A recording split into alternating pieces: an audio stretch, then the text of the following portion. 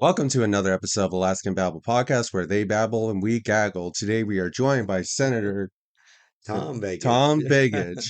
Senator Tom Begich, a Democratic candidate for the government seat right now that's coming 2026. 2026, as everyone knows, is a big year for That's politics. true. It's true. Yeah, absolutely. What is your vision for being the governor of Alaska? Well, maybe the better question might be why run for governor of I Alaska? suppose so. Just because, the vision comes out of that reason for why you get in a race in the first place. All right, so why do you want to run for governor? You know, it's a tough job. It is. There's so many I mean, they're coming out of the woodworks right now. There's a candidate coming up here, there, everywhere. There's so many There's of like them. 14 right now, and It's I suspect there'll be ridiculous. even more. It is kind of ridiculous in one sense, but by the same token, it shows a lot of interest by Alaskans in, wanting to actually do something. And so the question is, which one of those folks actually has a vision? And I think a number of us do, and then the voting populace gets a chance to, actually choose which one of us they want to have represented. For me, this is one of the toughest times in Alaska's history. And a reporter asked me not too long ago. It's like, why run now? This is like terrible time to run. I said, that's exactly when you run. You run when things are tough. I mean, I grew up here. I was born in Alaska. I lived, you're here in Mountain View and you're just South Mountain View, and I lived not too far from here, Hmm.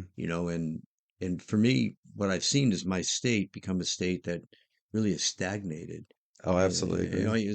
you've got to look at an economy that isn't moving forward. You look at school systems that have kind of ground down to a halt, and you look at all of that and you say, can't I do something about that? And I believe I can. When I was in the state senate, I could work across the aisle. I got things done. Even though I was in the minority, we got a lot of things done as a majority, Hmm. really sort of acting like a majority. And if you can do that while serving in the Senate, imagine what you might be able to do if you're governor. You know, I can absolutely believe that running as a governor makes it more personal to the connection of Alaska rather than senator Yeah, being a it senator. is more personal because you really do represent everyone. I mean, you're supposed to do that as well in the Senate, but when Sure. you're governor, you've got to go out to villages, you got to go into interior Alaska down to southeast. You got to know the state, and I've done that most of my adult life as a person who's worked in community. I've done that work in villages. I've slept on gym floors and worked on most of the stuff I worked on was like substance use prevention, mental Hmm. health, working on education systems, and didn't run for office till I was much, much older and thought that was where I needed to go to get things done. Well, I definitely appreciate that. You know, what I can say is that the older you go, I mean, at least for me in my own experience, the older I became, the more knowledge I was able to accumulate and actually use to help other people. Exactly. Yeah, and that's a really, at least in my own personal growth and journey, that's always been something that I was able to use for others, because Well, wisdom comes with age. And you're representing that just now when you say that. It's like each year you learn more, and it's whether or not you apply that learning. yeah, absolutely. When it comes to our current problems in Alaska, how do you find a way to solve those issues? What is your vision when it comes to trying to Sure. solve it? Well, so first, let's talk about what those problems are because people talk about them. When I traveled through Southeast, I spent 2 weeks going to community after community. And, I went there talking about the need to improve our education system, which Hmm. I truly and deeply believe. We Absolutely. used to have one of the best in the country. We don't anymore. And there are good reasons for that. And they're solvable. The second thing is, the price of energy. For example, in rural Alaska, for a diesel gallon, you can pay as much as $16 a diesel gallon, and diesel's the primary fuel source. And we got to have ways to make gas and oil a little bit less expensive and energy less expensive for Alaskans. Hmm. And that came out, but housing came out, medical care, the fact that now people can't really afford to do medical care, Hmm. and it's taking young families and it's making them say, why would I live here if I can't even afford to raise my children here? And if I can't ensure they get a good education? So for me, all right, if this is our combination of problems, how do we solve that? Well, the first thing is we make sure that we have the revenue that the fair share of the revenue that we're supposed to have Hmm. from our resources. That's in our Constitution. But the second thing is we have to work across the aisle and stop this bickering and fighting that has underscored virtually every political fight. those fights don't get us any closer to a solution. Absolutely. What I found is when I could sit down and talk with my colleagues that were Republicans in the state Senate, we could find common ground. And then you build a solution that isn't some kind of weak compromise, but a strong collaboration. And that's the kind of stuff that transforms the state. It makes it a place where people want to go. Yeah, and I absolutely agree with that. You know, my one of my best friends terms what you exactly were talking about, arena politics. Right? It's either that you be with the Democrats or Republicans, you can't agree or disagree with each other, and that's what I've been noticing with a lot of our modern politics is always this arena politics that you're Yeah, not allowed to agree or that's right. with each other, otherwise you're playing for the wrong team. You know, and I can say exactly what you are voicing is that that's not a democracy at the end of the day. It's not. It's not. It's what it is it's a fight. It's a battle. It's not solution. It's not providing solutions. It's providing reasons to get one up on the other guy. Yeah. And that to me, there's no reason for any of us to do this if No. that's the end result, because you get nothing for the rest of the community, the rest of the state. Yeah, and I absolutely agree with that. And at the end of the day, the biggest losers are the people that are suffering with the bad legislation because individuals, the Senate is not able to agree with each other. There's no Well, terms of a middle ground. well, you might consider running someday because that's exactly the problem. You know, I had one situation where there was a particular piece of legislation I was working on. People in my own party didn't want to do it because they said it would help the other guy. You Yeah. know, and I'm like, well, hold on. You know, this is something we all believe in. Why Hmm. wouldn't you do the thing we all believe in? And that to me was always the frustrating thing. But Yeah, absolutely. I wouldn't trade away the friendships I made when I worked down there that were real. But there Yeah. were some that weren't real, and that's important to note too. You know, that politics can be uh, how do I want to say A Game of Thrones. an unforgiving game. I was going to say, Right. but it can be a Game of Thrones. I remember at the end of my last session in Juneau, which is back in I finished in 2022. Hmm. You know, technically January 23, but same deal. And this one friend of mine, a Republican, had been in the majority. He came up to me at the end of the session. He goes, you know, so and such stabbed me in the back every time I turned around, but you never did. And Yeah. even though he expected me to, and that's what I said to him back at him, but you never did to me either. I said, what you did is you carried on a dialogue with me. Hmm. And that dialogue allowed us to build a piece of legislation that was transformational because both you and I could agree on it, which means we could take away the fear factor, Hmm. build the legislation back. That was a good thing. I can see that Socrates was very important to you. Well, it's true. It's Yeah. absolutely true. Yeah, and I absolutely agree. Is that once we start focusing on on the the the states rather than internal politics within each other, actually good could come out of it. And I really appreciate that dialogue that you're mentioning there because that's what I think America needs to hear right now is that it doesn't matter if you're Democrat or Republican. If you're able to work together and have some bipartisan bills come out, That's right. there's That's where success comes that's from. where success comes from. And that's what I want to believe that's what the founding fathers actually wanted to begin with. I use it in terms of even local politics. You know, I was at a little town called Gustavus, which is near Juneau, and I flew in there. It's about 680 people, and I was taken to what they called a MAGA breakfast. You know, and they're like, "Well, do you want to go?" So of course I want to go. I like to talk to people. Yeah. So we had this conversation. It was the leader of that group and a pastor and some other folks, Hmm. and toward the end of the dialogue, he said, "Well, what's your position on the Democratic Party platform?" And I said, "You know, I'm going to be frank with you. I haven't actually read it. What I'm here doing is talking with you." Yeah. And we've all been talking about that road out there. And we'd been talking about this dirt road that they had, which they couldn't get the Department of Transportation to plow. Hmm. I said, you want that pothole filled. That pothole isn't a Democrat. That pothole isn't a Republican or It's nonpartisan. just a It's a pothole. pothole. It's a pothole. It's a pothole. Yeah. And we all want it filled. And they burst out laughing and they said, you're right. We all want it filled. I said, look, Look, I'll that's what get the this is dirt and about. start scooping it in there if you Let's wanted do it. to. We can do this together, you know? Right. And that kind of dialogue is what I think will transform Alaska back in a way, going back to the Alaska I grew up in, where people didn't care about your ideology. What they cared about was whether you cared about each other Yeah. and worked with each other. And that is my belief. And Hmm.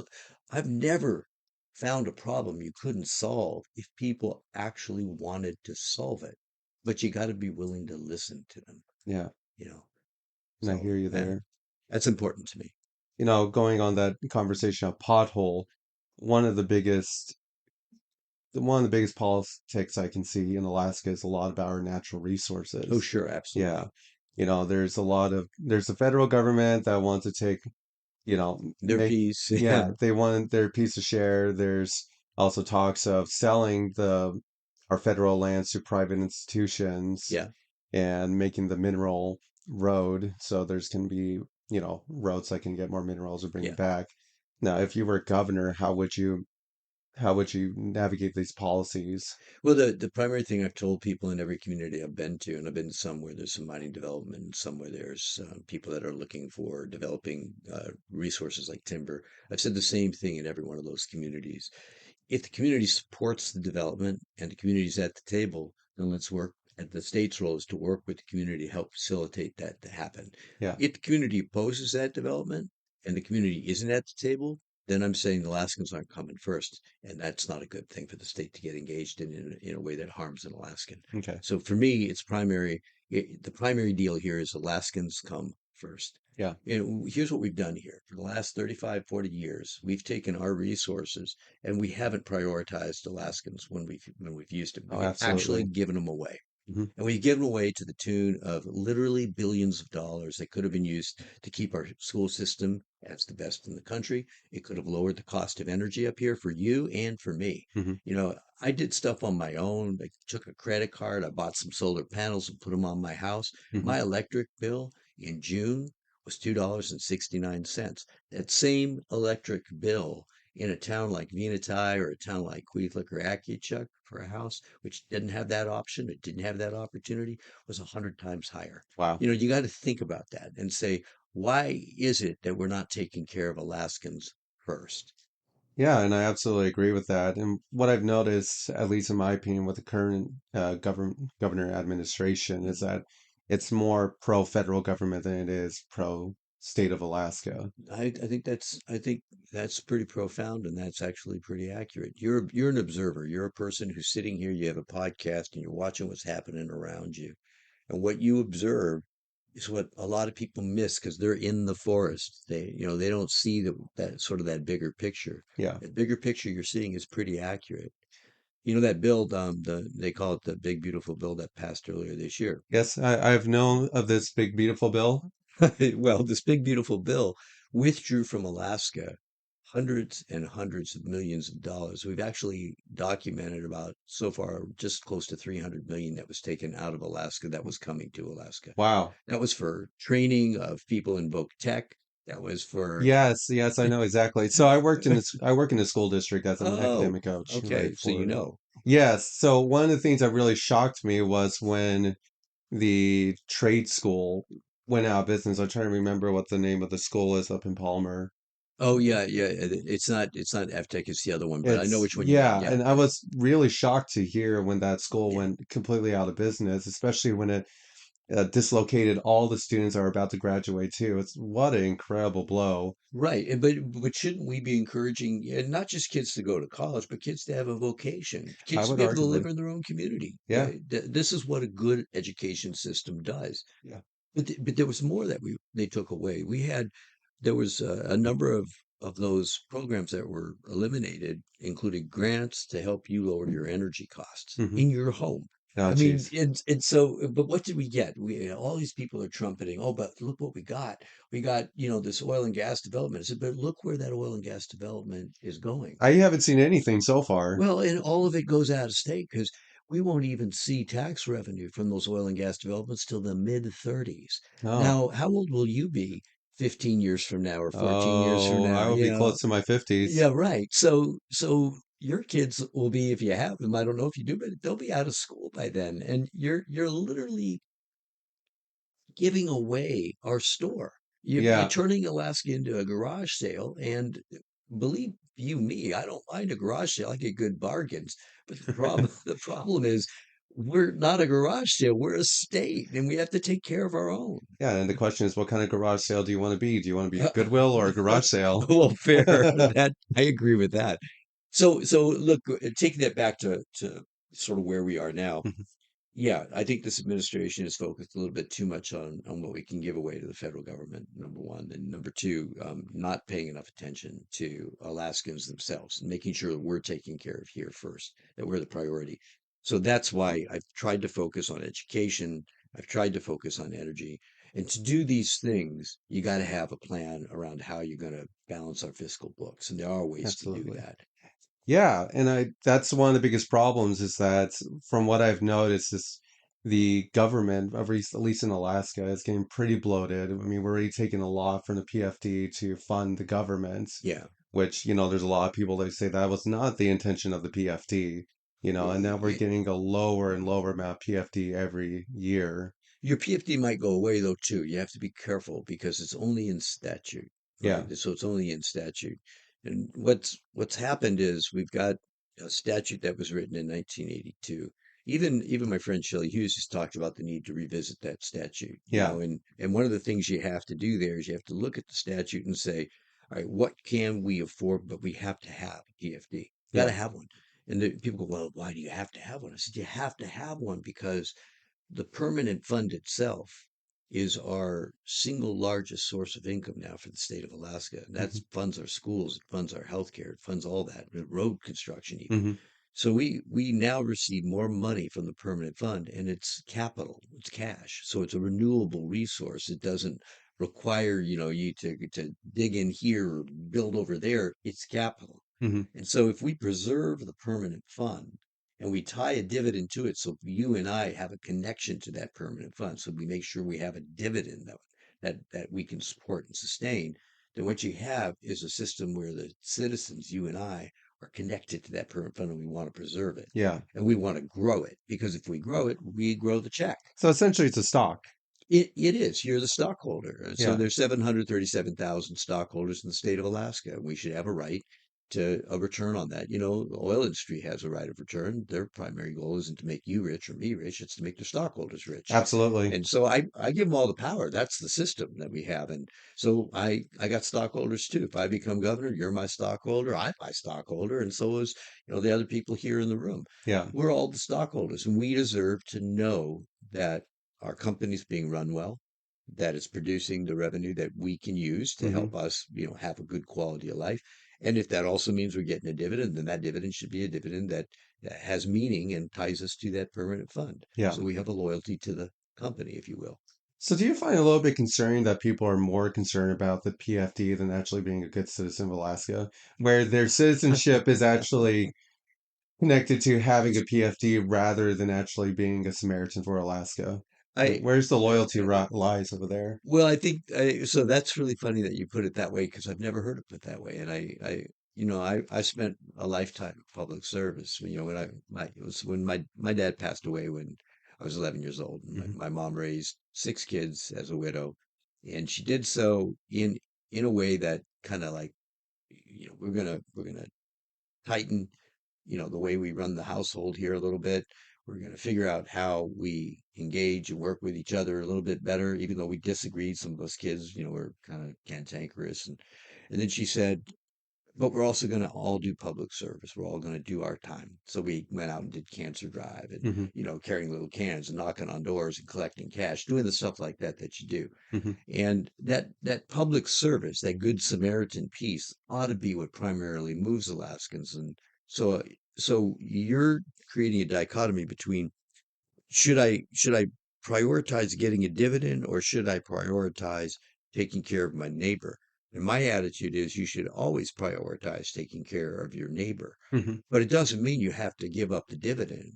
And Right. say it's usually very, very wealthy people who say that. Oh, you should give up your dividend, give more of your time. You want a payout? I'll give you a payout. Well, and from my perspective, it's like, no, you guys, here's the better payout. Here's the better way that you can do this. Why don't you model the behavior of taking care of your fellow citizen? At the same time, why don't we still stay connected to our particular connection to wealth, which Hmm. is the permanent fund? You and I deserve to have a check. Why? You don't own the rights underneath this house. You're right. I rent it. Yeah.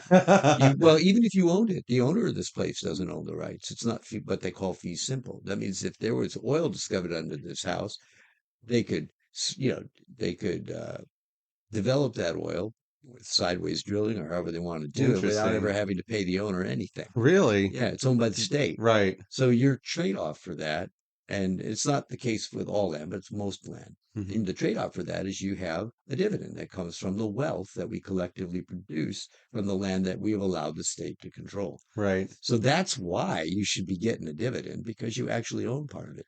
But we have to make sure that formula is a formula that not only we can afford, but that can grow over time. Hmm. So recently, this is going back to the whole question of dividends and Samaritans. Recently, because of the way we're doing the budget, we're leaving a lot of money on the table. Like there was a internet fee Hmm. that the governor vetoed, but that Republicans and Democrats supported would have generated 30 million for Alaska. Hmm. We also had a situation where there was a corporation, one oil company, Hmm. that bought the assets of another oil company and took them off the tax books because they had a different tax status. We want to break that loophole, get rid of it.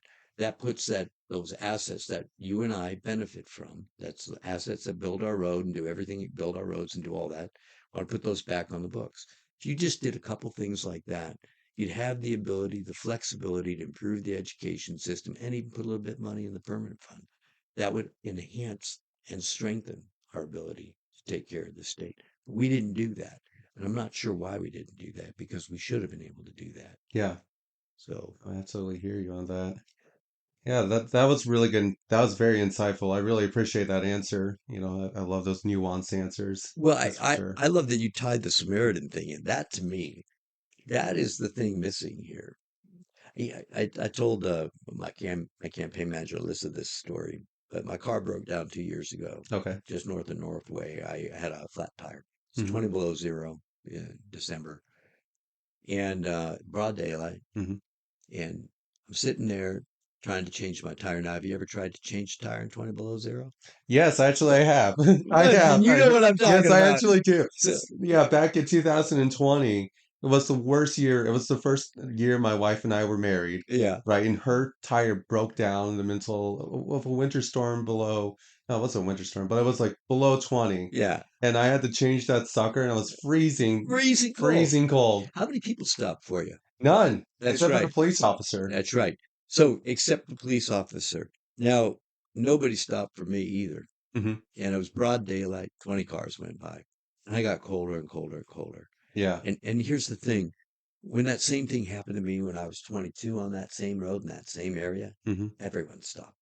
Interesting. Samaritan, going back to how do we model the behavior you're talking about again? How do we make people recognize that we should be caring for our fellow human being? I think it's a culture of fear today in this modern day Hmm. because everyone's so afraid of each other to want to help each other, That's true. right? Everyone is, lawsuit happy. So, if you were to do something and someone gives you the side eye, Yeah, what are they going to do? And that's really what we're thinking of now is I would say back when you were 20, it was more of a positive culture, I think so. and right now we're in a much more negative culture, much more a culture of fear that we don't really want to help each other because we don't know what the other person's going to do. Well, so let me ask you that question then. So, what would you do to try to change? I mean, I got some ideas too, but what would you do to try to change that culture of fear? How do you go about it from you're observing from that sort of non-political place, looking at a person who's in a political place. Mhm. You're giving me advice. What would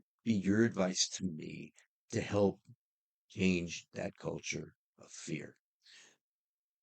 What we have right now, and what's the greatest issue with humanity in general, is that we're so focused on negativity, Yeah, right? yeah. we're very negative people in general. And the hardest thing is to be a positive individual, right? Negativity, for This is some true. reason, is an abyss that sucks people in. Yeah. And what I see in our culture right now, with the mixture of 9/11 was a big issue where people Oh yeah. became very negative. We come to the technological era where we're not able even to socialize. We see Gen Z, suffering with this anxiety Yeah. disorder, and I see that a lot in my own professional life. This anxiety to not be able to talk to anyone because we lost the ability to speak, right? We Yeah. lost the ability to have a dialogue. Yeah. So the way I see it is that how do we change this culture is that we need to really put our phones down and actually speak to each other again. Yeah. That's interesting. It's something. I don't think enough of us think about that. Look, I'm reaching in my pocket here because I got my Yeah, phone. me Yeah, too. It's in my and pocket. it's always with you. Hmm. I started going to dinner when my wife and I go out to dinner. See, now that's funny. That's Ladies and funny. gentlemen, we have our first caller. When my wife and I go out to dinner, Hmm. one of the things that I've started doing is not taking my phone with me. And it was really hard first time, because I've been enculturated to Hmm. do it. And so putting the phone down, saying, darling, tonight that's not going with us. Hmm. We're going to do this. We're going to have a conversation. And she loved it, Yeah. and it's like we found out how our day had gone. Yeah. So what if we, based on what you just said, what if we model the behavior that that dialogue is actually a good thing? Yeah, exactly. Model the behavior, and I take kind of a, you talk about it, and I think you're right that sometimes it's easier to fall into fear. It's just easier because you can just, what your reaction is going to be. Exactly. And it's instinctual too. It's instinctual. Instinctual. And so what if we instead, every time somebody tries to push you a little bit, you just take a pause and say, I'm going to count. I'm just going to do a little three count in my head here. One, two, three. I'm not going to react. I'm going to do a three count.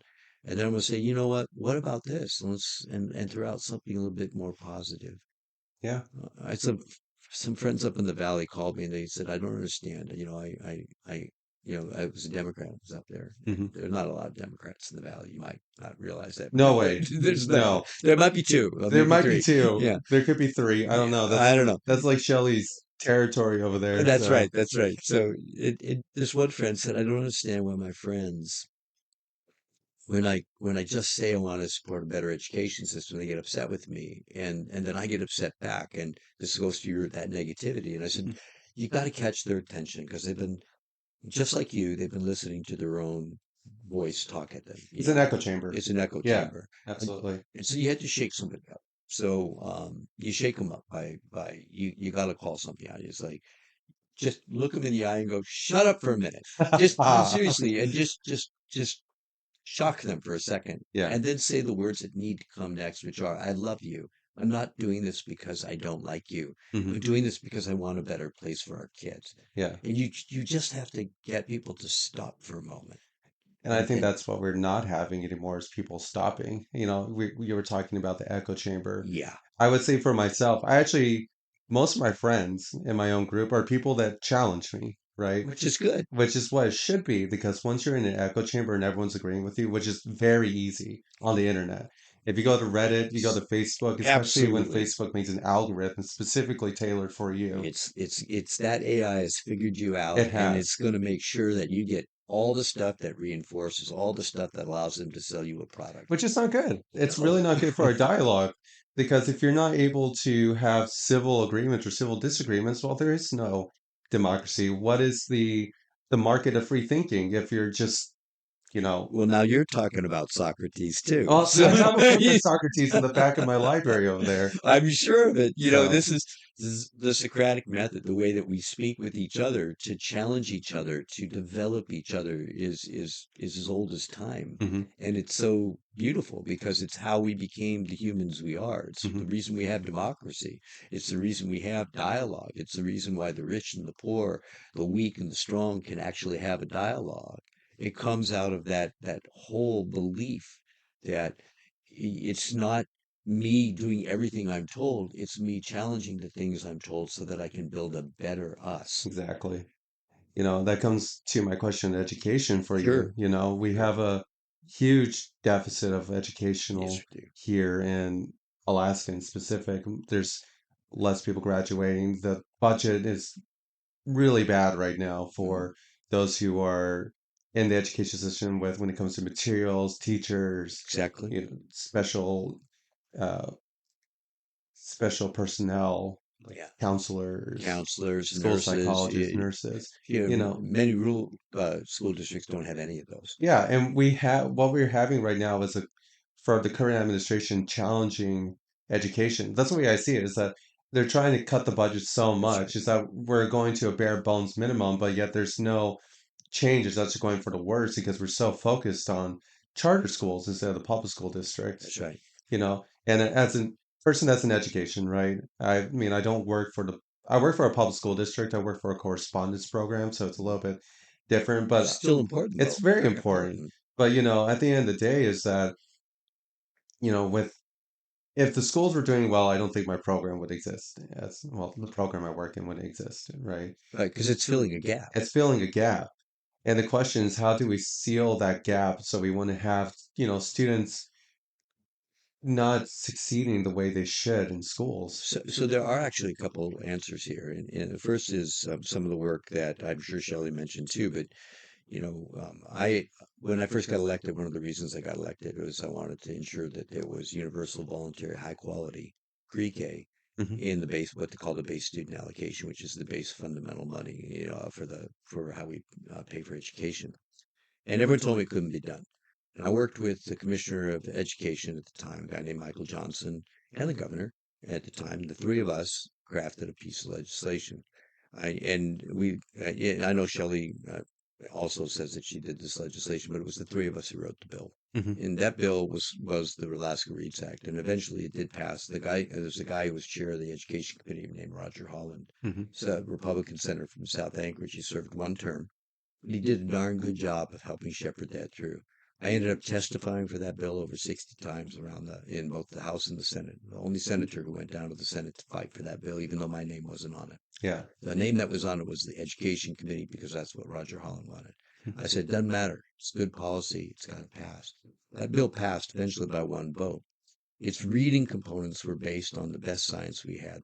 And it said that if you do strong pre-K, and you back it up with a strong reading program, you'll retain the gains that those kids have. And those kids by eighth grade will be producing even better. And we knew that because we had actually done it for the prior 10 years in a couple of school districts, Hmm. in Lower Kuskokwim School District out in the Bethel region, up in Nome, in Matsu, and in Anchorage. We literally tested that pre-K program against kids who didn't go through the same program. And we found that by eighth grade, those kids were doing better and better and better. So we actually know how to do it. We have to fund it. Yeah. And that was the commitment that wasn't fulfilled, not by the governor, not by the majority. They didn't fully fund it. I would. Interesting. I would. And you talk about, these deficits that people talk about. Well, part of the reason for those deficits is because we have failed to fund this education system to match inflation until last year. Hmm. That's why Republicans and Democrats joined to override the governor on I that thought that was veto. the most amazing piece of They legislation had I've to. seen in a while. They had to Yeah. do it because otherwise our system begins to collapse. But here's three other things that we're missing. Right now, you say you work with the public school district. Yeah. Well, you don't have a defined benefit plan. You don't have a reason to stay after 5 years here because you can take your 401k and go to 49 other states and you can get into a retirement program, but you Sure. can't do it here. Yeah. And there's no reason why you shouldn't be able to do it here because we used to do it here. We actually had the best in the nation. Hmm. Not only that, this we do all of our budgeting at the very end of the process. It's too late for the school district to recruit new teachers or new professional staff in any of the fields you mentioned because they've already been picked up by every other state in the union. Well, it's about retention, right? And when we're talking about that, I think about the brain drain of Alaska, That's exactly right. where there's college educated people coming out of the university, but Here, yet they don't stay anymore that's right. because there's no reason or benefit. I know there's some programs. I mean, one of the programs I'm thinking of going to is the Sharps program once I finish with my So master's. tell me about the Sharps program. What's So that? essentially, the Sharps program is that if you stay in healthcare, it's Oh, yes, just yes, yes. mental health, which I'm going to be pursuing my master's in counseling psychology, Excellent. you know, or if you were to be a nurse practitioner or a doctor, if you were to dedicate 5 years in Alaska, They'll take care they'll of take your, care of your student. You'll get the yeah. tax bomb, but you still, Even so, you don't have the loan weight. yeah, you You don't know, you don't have the loan weight. It's my master plan. yeah, So, no, this is actually a good master plan, and it talks about an incentive. We used to have a student loan program up here. When I went to college, I took out some student loans from the Post Secondary Education mhm, Commission. If I stayed for 5 years, I had 10% forgiven for each year I stayed. mhm. So I ended up getting half my loans forgiven. They got rid of that in the 80s. There was no reason to get rid of that program. It was working. It was keeping people here. It Interesting. was an incentive program. That's not the only thing. Most young people can't afford housing up here. No, we can, especially here in Anchorage. Right. Here's something you should know that in virtually every urban area in the state, as well as many of our towns and some of our villages, the state, whether it's the university, the mental health trust, or the state of Alaska, actually owns prime real estate that they don't put out there for building. You could Yeah. literally be building housing to accommodate low, middle, and even high income people if you wanted to. The state could be letting that land out now. Now Mhm. that would not be compromising our environment. It wouldn't be compromising, our the integrity of those communities. It would lower my property values Mhm. as a homeowner here in Anchorage. But you know what? My property is worth 5 times what I paid for it. Yeah. And so I can afford to lose a little property value to Mhm. ensure young people have the right to own a home Yeah. in the city, and that goes for everywhere in the state. Imagine if you're a young person, you want a degree here like you, so now you're going to get my master's. I'm going to stay 5 years. I'm going to forgive my student loans. I have a chance to own a house. And when I go to work for the state or wherever it is I'm working for, the school district or whatever it is, I have a retirement I know is being built for me that will actually take care of me when I'm older. Mhm. That is an incentive to stay. That sounds like a dream to me. Well, that dream is not that far away, and we can get to that dream. It takes that collaboration, it takes that cooperation, but we can't actually get there. And if you want to know one of the main reasons I'm running for governor is because I'm tired of people telling me we can't. This is not the can't do state, it's the can do state. Right. And it always was. Even when I was a kid, we talked about what we could accomplish here despite it being one of the coldest places in the country. Right. We can accomplish things here no one else can do. Well, it comes down to is that Alaska is such a unique ecosystem of people, right? Because we're separated from the lower 48, Yeah. and we only have each other to deal with, right? Well, ideally, and Russia. Remember, you can see Oh, from oh yeah, we can rush. Yeah, the sorry, Sarah Palin. If you want to come on, let me yeah. know. I would love to talk about you seeing Russia from Wasilla. Well, what's really funny is I was staying with a friend in D.C. Hmm. and I was up in their condo, and she goes, "Do you want to see Russia?" And I go, "What are you talking about?" She goes, "Look out the window. You can see the Russian embassy, which is owned by the Russian Federation." I'm like, "I can see Russia from here, and I'm in D.C." So Oh, jeez, that is that hilarious. is hilarious. Oh, But that's witty. I'm glad you invited her on. I hope she comes. Oh, well, when I went over to invite politicians, I want to make sure that everyone had a chance to talk. I didn't want to be, oh, I'm just going to be the Republican podcast, or oh, I'm just going to be the Democrat, Yeah. because it's all about having everyone talk. It's about, again, Dialogue. the dialogue, right? Yeah. So I didn't want to put myself in an isolation chamber or my viewers. Everyone has a chance to talk. It is so you're modeling the behavior we were talking about earlier. You're actually modeling it. You're saying this is important for people to watch. Watch how two people who might actually not share the same position on things can actually find a little bit of common ground. Hmm. There was when I was minority leader of the Senate, the person who was the president of the Senate was somebody I had worked against as a politician, and she knew that. And you have to meet every week. You got to meet. The minority leader has to meet with the president. It's kind of usually it's a fakey meeting, but you have to do it.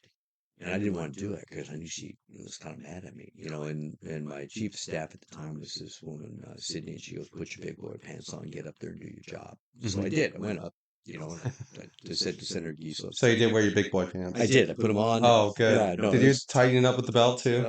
That's the funny thing. It went 3 notches in. Oh, So, but you lost weight.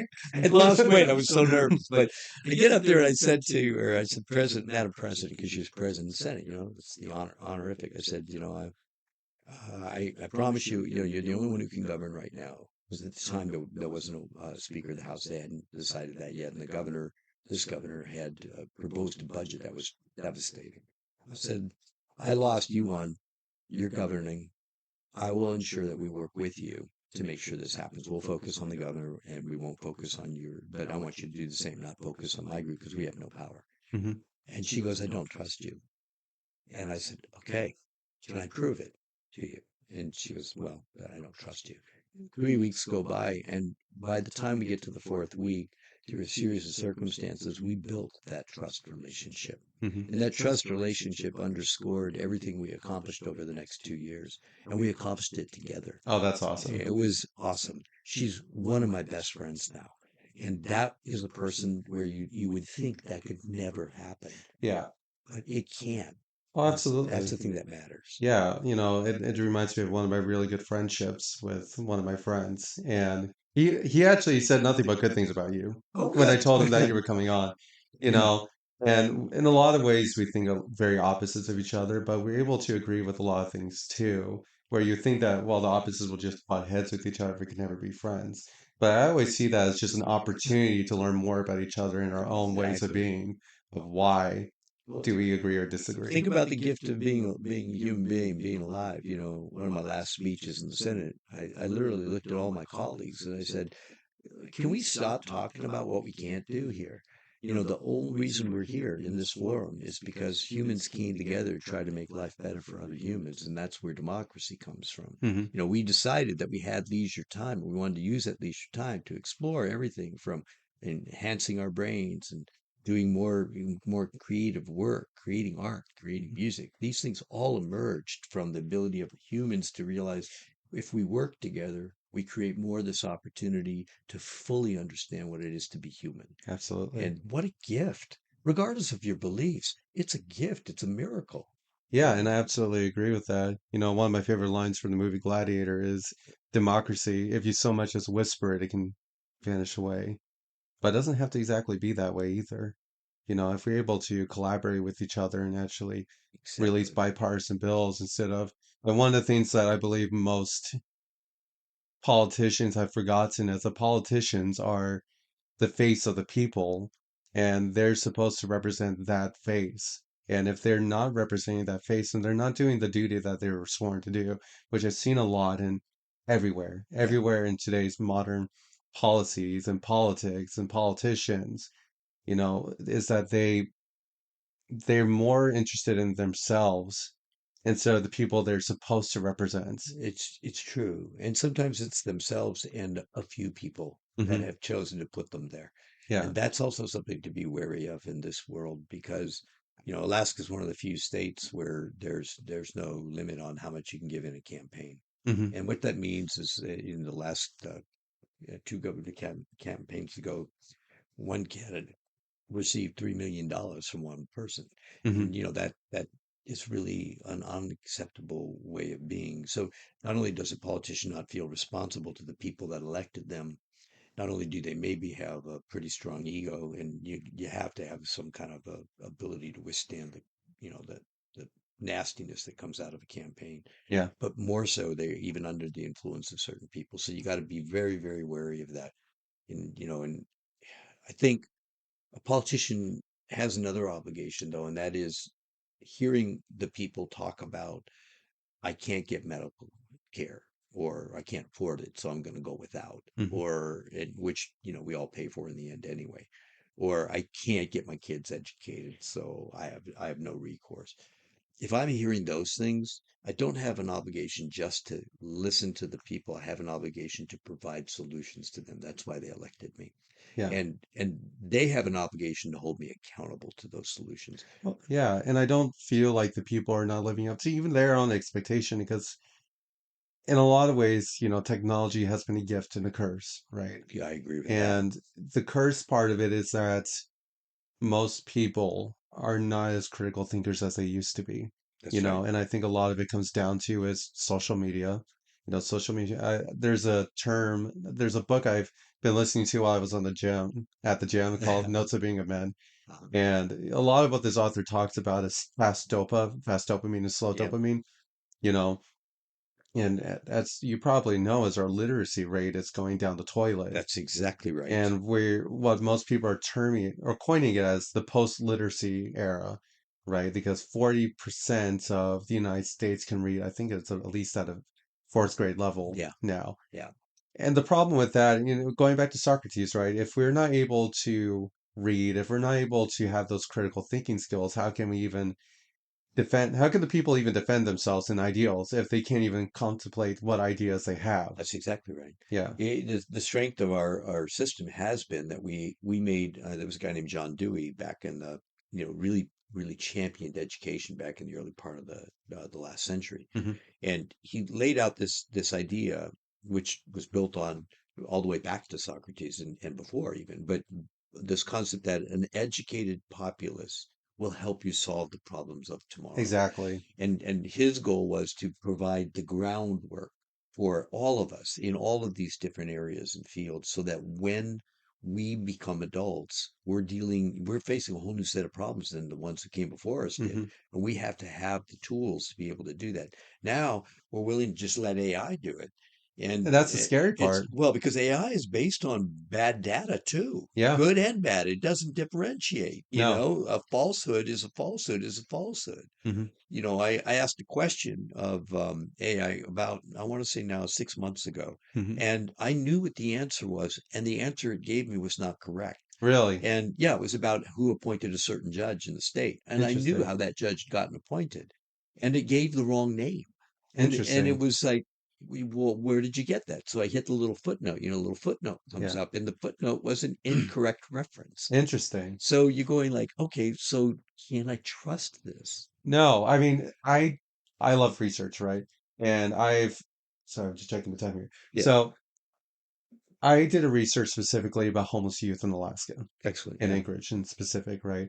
And it ended up being 80 pages, Wow. and with that, I'm not gonna lie, I use AI to check, you know, articles, right? Yeah, Citations, but you can't do that, but then which you have a dual right, obligation, which, again, once I check that, when it gives me a list of scholarly sources, I check the sources and I go to the UAA library and double check to verify that's correct. Right, because you're willing to do the extra work to make Well, sure that's the what it stuff you're should be. doing exactly. AI, it's a good tool. I think it can be a good tool if it's used correctly. It's like a fork, if you're going to use a fork correctly, then it's going to be great. But if you use a fork on a spoon, I mean, if you use a fork are you I using get fork your on point. soup, Yeah, right? yeah, it ain't If you going to use work soup, very it's not well. going to work very well. And, when one becomes overly reliant on anything, Yeah, it's not good because yeah, you're not using that critical thinking skills that you should. And for the most part, when it comes to school and education, it just comes down to, are we teaching the future generations to critically think through the exactly. steps? There was a guy in Sacramento. I serve on the Western Interstate Hmm. Commission on Higher Education. It's actually an appointee that the governor gave me, and it's weird. We're cross party and all that, but he trusted my ability. This guy's talking about AI, and he goes, "Now when I'm teaching students, he says I know that my students come in with a speech writer and a researcher." And I was like, That's "Well, true. I'd never thought about that." Yeah. And so he gave me an idea at that meeting that I was at. And so I taught a course in education at the university recently. Mhm. And what I said to the students is, look, I know you're probably going to use AI. So I'm just going to make the assumption you're probably going to use AI. Yeah. But here's what I want. I want you to give me your prompts so I know the questions you're asking so I can see if you critically understand the information. Yeah. And dang if it didn't work. It really worked. I knew they were going to do it. And so what I did is, oh, let's accept that reality, but let's see if I can still get some critical thinking out of you. Hmm. And then I had them present to a group of experts in the field that were not professors. They were people that worked in the field. And a couple of them were uh, advocates for education. A couple of them were people who were like, there was a principal in there in that group. There was a teacher in the group, and I said, you got to present your same stuff to them now orally as well. Yeah. And it was dynamite. They Yeah. they literally use those tools to do a better job. But because I knew that they were using these critical thinking pieces, I was able to go, I see your prompt here, but this data point that you brought up is not accurate. So you Yeah. want to go back and take a look at that. Yeah. And sorry. Sorry about that. So, when it goes to my own students, I always come to the assumption that they're probably using AI to help them. And especially for math has always been something that's very challenging for young Very, very students. challenging. So what I tell them, especially if they're using AI to to give them the answers. I always tell them, don't let it give you the answers because it's robbing you of the knowledge. If you're going to use AI, have it show you the steps how to get to Exactly. how do you get to this answer. And if you're learning it based on how to get the answer via the steps that they provide you, and that's the good part of AI, Yeah. because AI does help you break down the steps. Yes, it does. And Step one, yeah, step two. It literally puts yeah, them it out there does in literally. numbers. Yeah. I mean, it's the greatest manual ever, right? So if they were able to do it that way, or they need to understand something, give more comprehension. I mean, one of my students that graduated recently, he was actually really, really good at math, but there were some things he just did not understand. I think he was going to algebra 2 calculus at this Okay. point, so he had to use AI to help him break down the steps. And I was like, yeah, Right. I mean, that's okay. I mean, to me, that's like you're trying to understand the method of it. So I'm not gonna say no, don't do that because what is it different than using Google or going through a workbook at that point? Yeah, it's the same thing in many ways. And there's that theoretical piece that that it's hard for a younger mind to necessarily grasp that the theory of math. Yeah, And so when you're shifting into higher mathematics, that's a really important thing to try to impart. But if you can't get there, you don't want to punish the kid for not making it yeah, there. exactly. And ideally, if they have a good experience with math, they'll end up down the road going back to it Absolutely. and finding that. I was terrible at math, but I had a really good math teacher, Yeah. and her name was Audrey Mason. She taught here in the ASD, Anchorage School District, Hmm. and what she did, she created such a love of mathematics for me that in my later years, I started getting into physics because Okay. I could understand as an adult the theory that I couldn't grasp as a young person. Yeah, Fascinating. we call that philosophia. Really? Yeah, It has a name? philosophia. Uh, Yeah, it's the love of wisdom. It's I love that. another Socrates, Philosophia. or it's I Plato. Yeah, should it philosophia. I should remember that. I should have known that. Yeah, It's that's been my catchphrase as far as my own philosophy of education is philosophia. yeah, So, yeah, it's a great philosophy developed by Plato once he started gaining the university. Something that I learned from a conference that it's surprising that we don't talk much about Plato and his opening of the universities when it's actually a very huge key point in Western education in general. is it that we don't talk about it, or is it that we have spent so much time? I want to say maybe we get back to the forest and the trees. We're now spending so much time looking at each individual tree that we've lost the picture of what it all was supposed to be. I would arguably say is that we lost sight of what education is supposed to be, and we used it as a statistical variancy to see if everyone's on the same page when it comes to growth and development, which is why we have our state testing, right? Yeah, It's because state testing drives funding. And if we, the biggest fallacy when it comes to education, at least in my mind, is that we expect every single student to learn at the same exact rate. When the reality is yeah, that, you're a very smart guy. I'm sure you know what a, uh, neuroplasticity yes, is. of course. Yeah, Yeah, and every brain grows at different rates. Everyone that's right. learns at different rates. I could tell you that when I was in high school, I graduated with a 1.7 GPA, and I was probably the one of the students that was about to drop out, right? Yeah.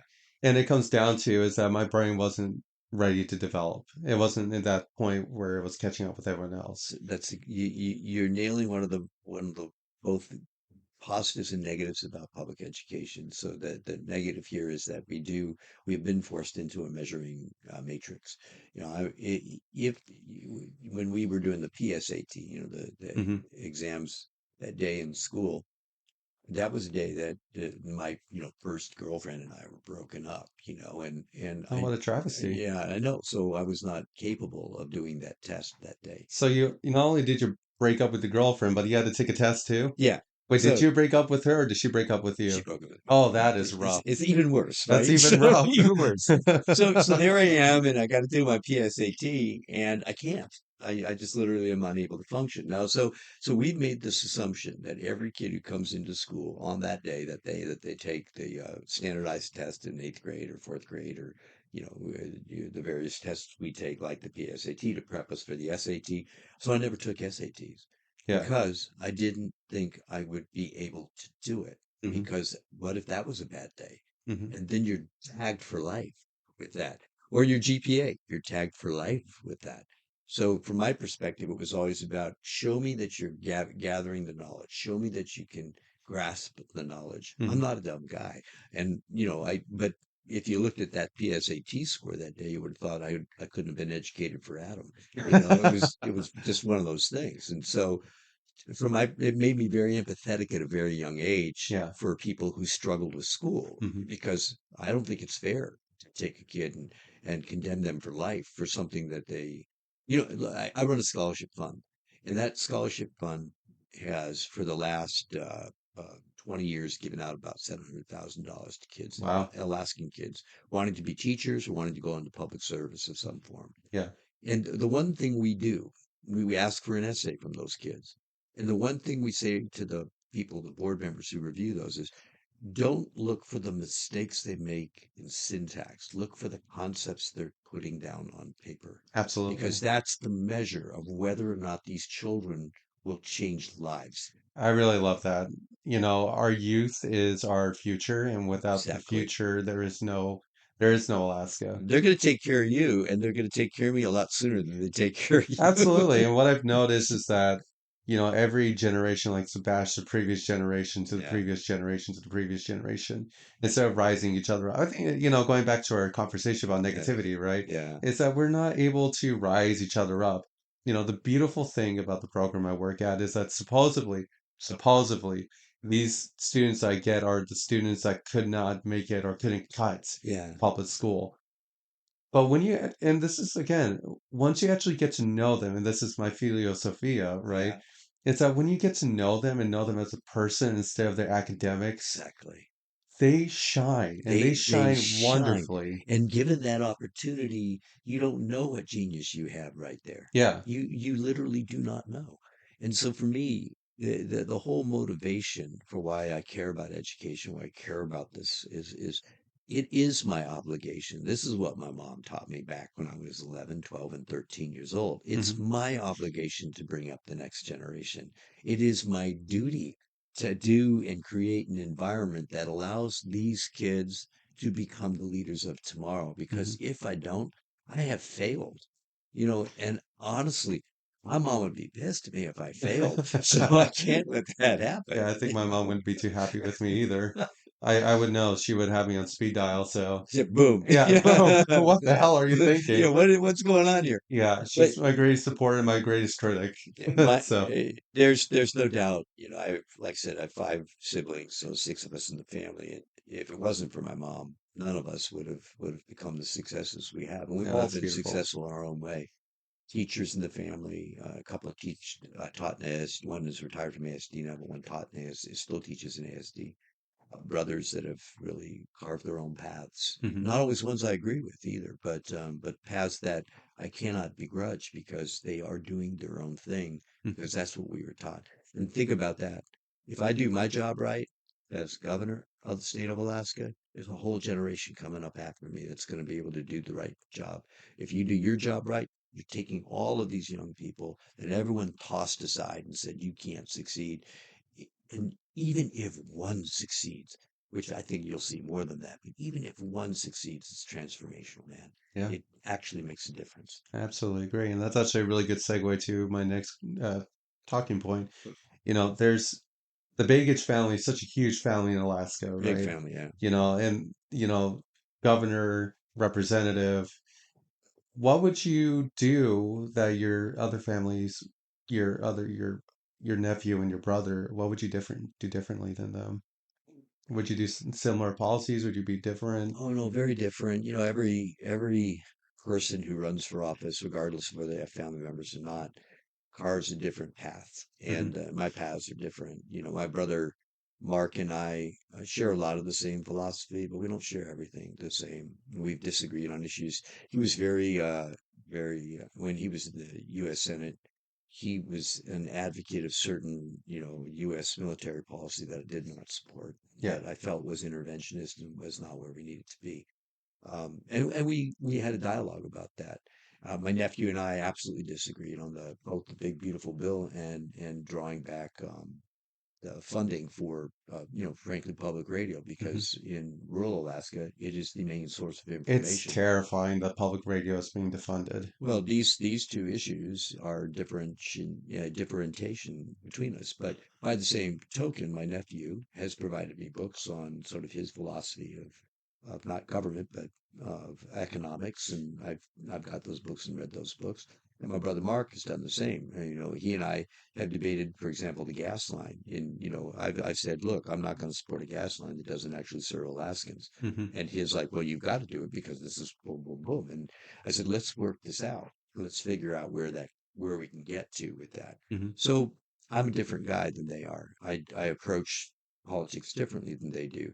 I find things in both of their lives that I have agreed with. In the case of my nephew, usually not in agreement. Hmm. In the case of my brother, usually in agreement. But my mother too was active in politics, and my father was a member of Congress before them. Hmm. And and I didn't want to do it. I'm a musician. I'm a professional musician, Yeah. and a professional planner. I do facilitation, strategic planning around the country. Hmm. Not just in Alaska. I've done this work all my life, and I moved away from politics. Every time you move away from it and you see something not getting done, that call, that whisper in my ear from my mom, you have an obligation to serve your community. What are you doing? Hmm. And that drives you. She wanted us to drive. She would say, "I wanted my kids to march to their own drummer, Yeah. but you don't get to march alone." That's beautiful. I really find that beautiful because what I know is about leaders or those who come into power, if they never wanted to be in power in the first place and they end up being there, they end up being the best leaders because I they agree with that. they don't want it, but they'll do it as a duty, right? And with duty comes responsibility, and that's one of the key figures that I don't think we see anymore is that they have the they have the duty, but they lack the responsibility to carry out their duty, and that's such a tragedy. I was going to say travesty. It's a So tragedy. there we were focusing on the same kind of words. It's what a waste. What a waste is the way I look at that. Yeah, And ambition is ambition is a corrupting tool. And it can be, yeah, absolutely. well, there's some level of ambition you have to have, or you don't do this stuff. You don't do a podcast. You don't run for office. You don't become an instructor. You don't become a counselor. There's ambition involved in that. But the question is, at what level does that become the driving force, and does it become more important than the service? In your case, I see service. In my case, I see service. But I've seen others that don't feel that way. And it's unfortunate. It really is because democracy runs on service. It's ideally, yes. Yeah. And so that's the test, isn't it, of humanity, that there's always nothing is a free ride. You're going No. to have to constantly put the pressure of the public on maintaining the system. Hmm. And that to me is essential. I served in the Senate for 6 years. Hmm. About 3 years in, I hired a young woman to work for me, and I said, "You, I'm not going to hire you if you won't one day run for office." Hmm. And she goes, "Well, what if I say no?" And I said, "I can't hire you." She goes, "Well, why?" And I said, "Because my job isn't to run for office for the rest of my life," which I stopped doing after that. Here I am below back. I said, "My job is to make sure the next generation is trained to do the same thing." Hmm. And dang if she didn't rise to the challenge and do the job. That's Senator Tobin, who's there now. Okay. And she worked for me, and she took the risk, and she took the dive, and she became a state senator. And she helped lead that charge to ensure that that funding occurred for education. She took tremendous personal and political risk to do it, because what was most important was the service, Hmm.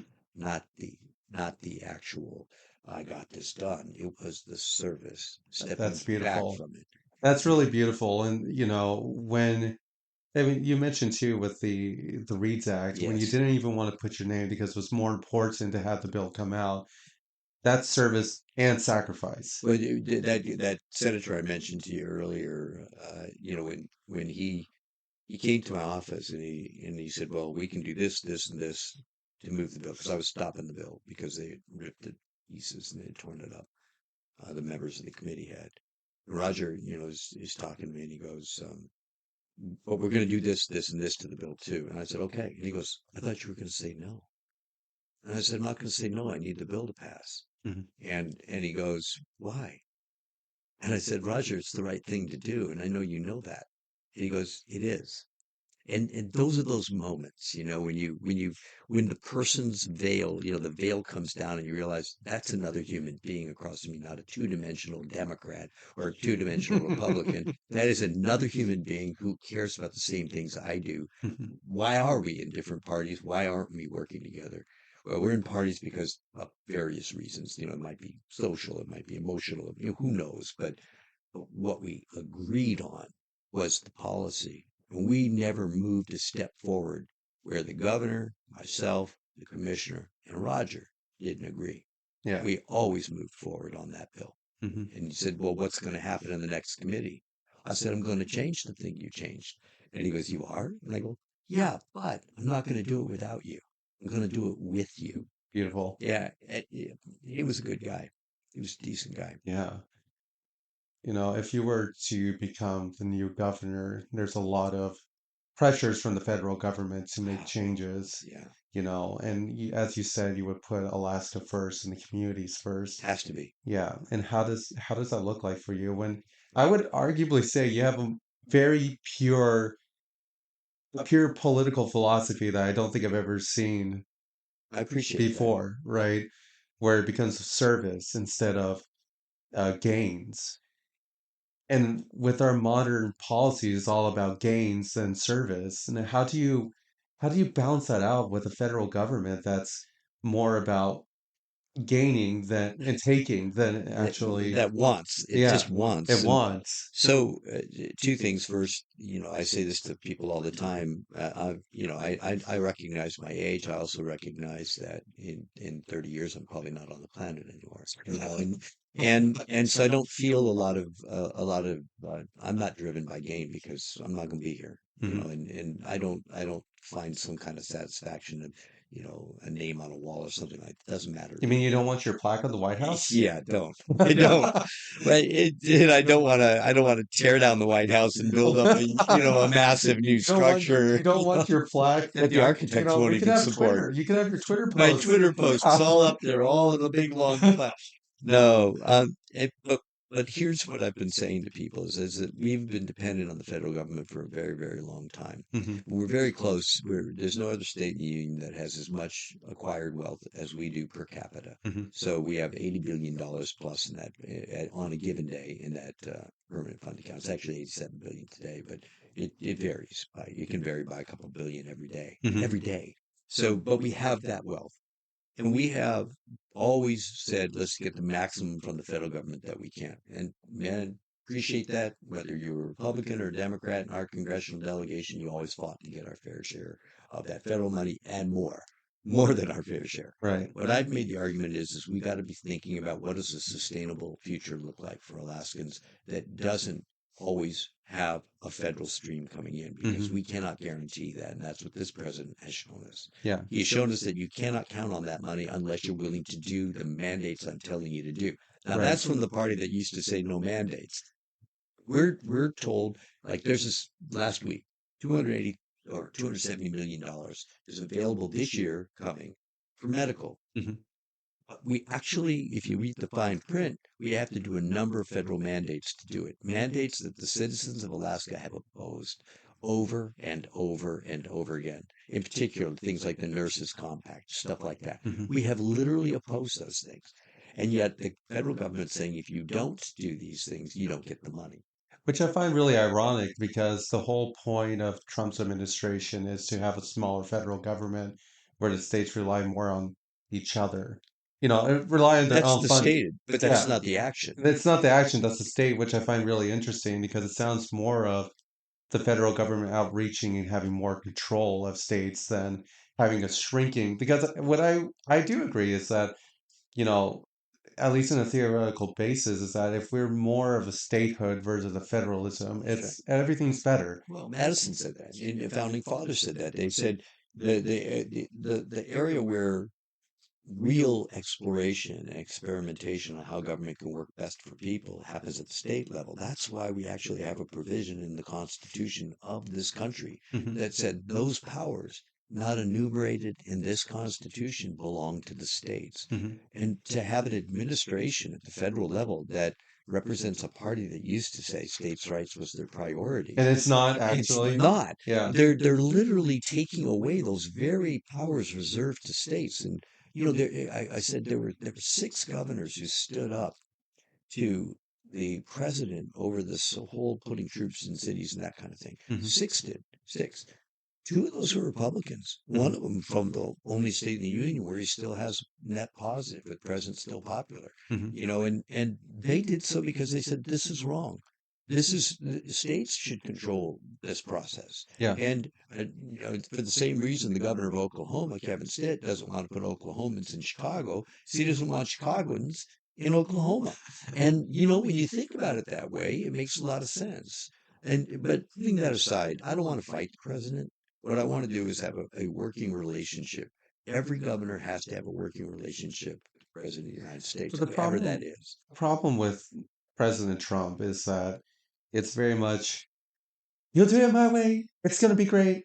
It's only that. I know what I'm doing.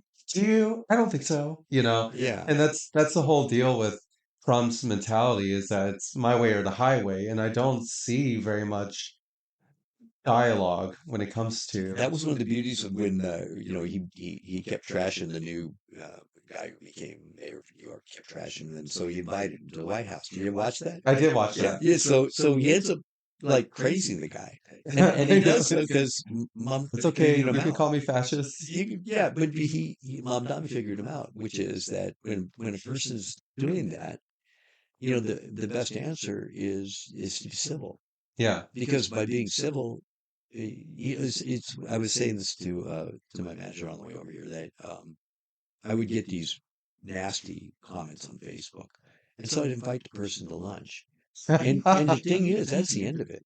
It's It beautiful. Yeah. stops because they're either going to have to say yes or no. And if Right. they say yes, I'm going to be doing this. I'm going to have lunch with them, and they're going to realize that I can't really be angry at this guy. He's not doing the stuff I expect him to do. Right. And if they say nothing, they're not going to comment again. Yeah. And it works virtually every time. I had a similar experience where I'm a part of the Alaska Tea Spill, the Oh, Facebook page, and we were having a conversation, and they were talking about, why did Republicans vote for Trump, right? And I had a dialogue, someone else has an opposite dialogue, and I said, look, hey, I understand your points, and I think they're really great, but I'm going to be honest with you, I feel much better talking in person and actually having a debate about it rather than doing it over text. love that. But, they didn't really um, respond to that. But, They it's can't it's respond to it's diffusing. It's it. diffusing, right? Because a lot of people are really brave on the keyboard rather than, It's true. being in person. So, But you're not threatening, and neither am I. And so it actually could improve their perspective and yours mhm, if you actually did have that dialogue. Think about that. yeah. That could be really valuable because I want to know. So I showed up at that thing in Gustavus I talked about, Mhm. and the guy was wearing a fedora. The guy I saw there, and I knew that he was part of Oh God, it's a a Trump fedora guy. guy. Yeah. What Well, are we gonna do? I said to him, I said, I I see it. can't reach my I have fedora. fedoras too. I can't reach it. I have them too. And I You're said, right. You're right. you got to put it on. Yeah, now It's I part gotta of the, put it on just yeah. because we're doing the Yeah, we're doing it. conversation. And so I said, Okay. man, I love your hat. Oh, And thank he you. goes, well, I got another one at home. And I said, you mean the red one? I have the red one at home. You want to see it? Yeah. It says MAG on it. And I said to him, I said, I know you have a red one at home, but I'm not here to talk about that. I'm here to talk about you. Right. And he was just glowing that I commented on both his helmets. And and we sat and we had, like I said, there were maybe 15 people there, might have been a few more than that, but it was a little coffee shop. There's not many of those. There's only a couple in Gustavus, but we were at the coffee shop, Mhm. and it was a great dialogue. And Yeah. it was because of what you said. I'm much better doing this in person than I am on the keyboard. It's almost impossible to do it on the keyboard. I mean, to have a You don't real see dialogue, this. You yeah, don't see this. there's no I'm not looking connection. at your eyes. I Yeah, don't know what's going I on can't right see now. into your soul. That's exactly right. Exactly. There's a guy I worked with I worked at Division of Juvenile Justice for many years, community justice coordinator for Yeah. Alaska, and And he used to say eye to eye, soul to soul. That's how you get things done. Beautiful. Yeah. Yeah. So you're running on a Democratic ticket. Yeah. For the most part, we have not seen a Democratic win since what, the Well, 20th Mary century. Peltola won. Mary Mary Peltola Patola. won. My brother Mark won What? statewide, and you had Tony Knowles was governor for 2 terms up Mhm. here. He actually was the last. He was the first governor in like 30 years at his time to get over 50% of the vote when he ran. Mhm. But Alaskans mostly not are, or they're not D. They're not Republican. They're not Democrat. They're actually mostly nonpartisans. Yeah. And I think fundamentally we're mostly not Democrats, but mostly Alaskans. And that's Absolutely. and Yeah. that I think is where you resonate Mhm. here, is that you talk your real experience, your lived experience up here. Right. I've lived through my entire life. I have had the privilege of being able to go to college other places as well as here. I have a degree from the University of Alaska, but I also have one from a little school called Bard College. Mhm. I went out of state a couple of times to do work products and think projects and things like that. But Alaska's always been my home. Yeah. And I have seen people, and I was lucky to get a Floridan to come stay with me and marry me and become my wife up Yeah. here, so I added to our population the right way. But I say all that because, yeah, it's a tough battle to become a Democrat who gets elected governor of the state of Alaska. But I'm not counting on that D being what takes me over the line. I'm a Democrat because I do believe in tolerance. I do believe that everyone deserves a fair shake. I believe that we should have a strong education commission. I mean, not commission, but a system. And I believe that we ought to have, universal voluntary pre-K in the system. Those are things I fought for. I also believe we should have a fair redistricting process, which I fought for, and we have now in this state. And if you take all that into consideration, no Republican in the last decade has gotten over 55% of the vote up here. Right. So we're really a very, very split state. And what I say to people is this: put it aside. Pick your candidate based on what you think they will actually do.